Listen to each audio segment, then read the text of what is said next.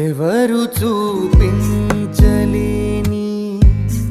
ఇలలో నన్ను వీడిపోని ఎంతటి ప్రేమనిది ఇంతగా కోరుకుంది మరువను యేసయ్యా.